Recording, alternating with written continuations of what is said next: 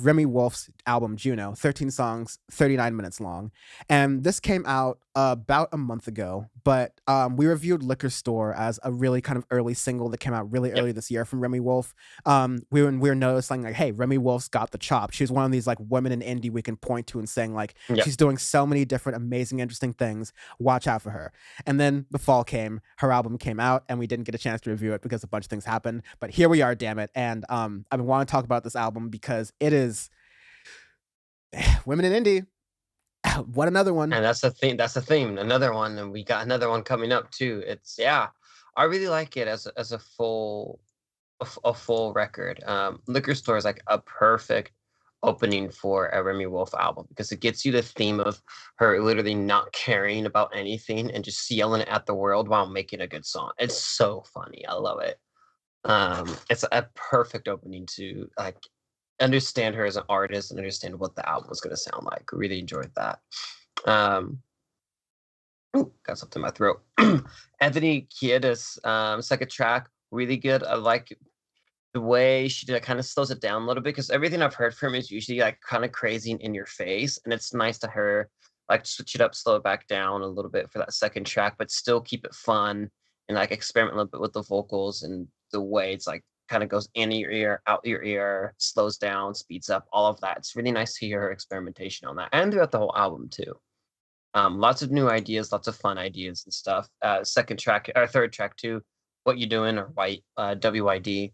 Same thing, fantastic. I really like the different themes she's playing with and motifs, the way the drums are going, where her vocals are, and they're layered and they're crazy. It's good.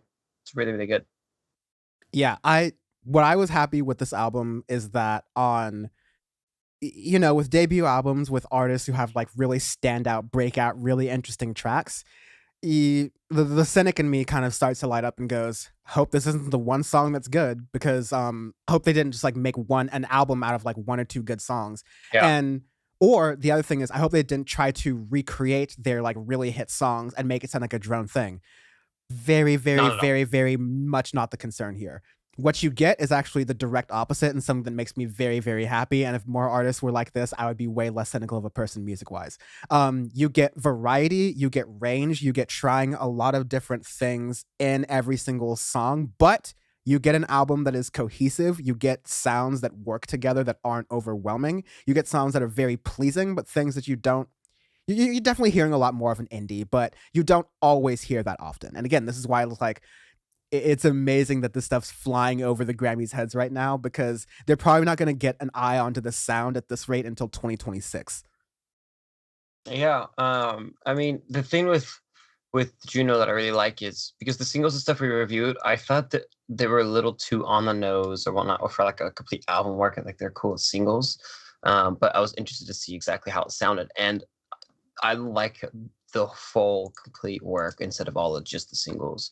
It really can cater to a lot of different sounds, a lot of different musical tastes, which is what I really like. Because obviously it's still like solidly indie to its core, but there's so many different influences you can hear throughout each track. Like example, Quiet on Set. You can hear like different rap motifs and stuff in there, but you can hear some other like electronic motifs and stuff that you can combine and mess with and alter and stuff to make into a really good track. And even the vocals, it's almost like there's some spoken word in there, and the way she's going, she's almost rapping part of it. Like the singing, there's a lot that you didn't get to hear from the or how they work necessarily, but now in the full context of a full LP, you get to hear it, and it's fantastic. Really, really enjoyed it. Yeah, I like again, there's every single song is a little bit different, especially in the middle. Songs Hmm. like Quiet on Set in the beginning, which Hmm. is just like a really kind of fun you get a playful energy through these songs, almost like a punk vibe or a post-punk kind of vibe, although that's not the sound you're getting. I'm just saying like that's the approach she has with Yeah. like delivering lyrics, writing lyrics, doing all of that. It's thoughtful, but it's a little bit out there and all over the place, but in ways that kind of make sense as a visceral feeling.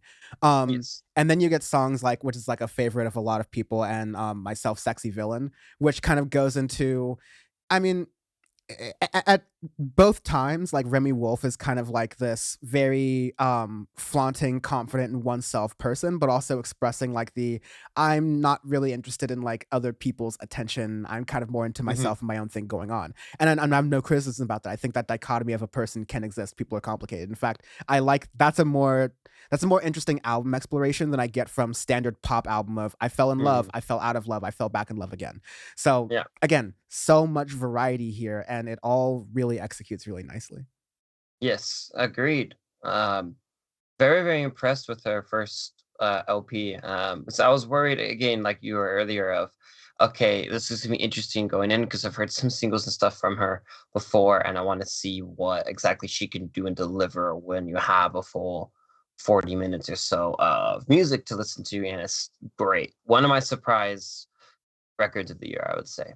That I didn't think I was gonna enjoy it all the way through, and I've listened to this a couple of times, and I really enjoy it. I'm gonna keep continuing to listen to it. Very good. Definitely. I'm really looking forward to in the next season of Audioface when we get to review a few Next more season. albums like this. You know, like next year. Yeah, you know, when we retire for 3 months, go 1 month on vacation, then 2 months back in training. Um but We got audio face training camp, like, are there drills and stuff? I just got some merch ideas. Oh, um you have no idea.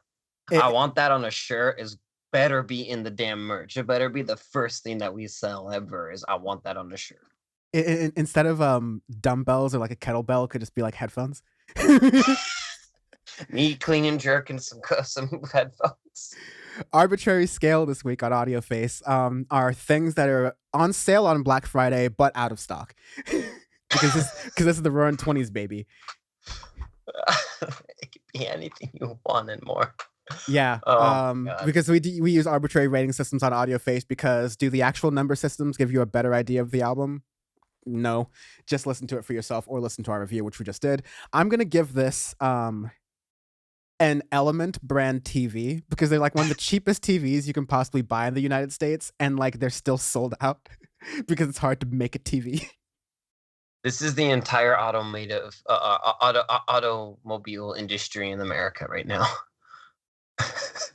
Um, Where you can't get any cars. It's like you're getting upcharged and anything. There's no deals. It's beautiful and I love it. And it is madness and hysteria out there for automobiles. Fucking wondrous. it's like car dealerships have like all the power, but they're also screaming because like on the one hand we can raise the price of the cars however much we want to. On the other hand, we're Mm, not selling any cars. exactly. So it's like, well, what do we do? Yeah. Well, If you have economics questions about this, check out the new Power Report. That's all I'm going to say there. mhm.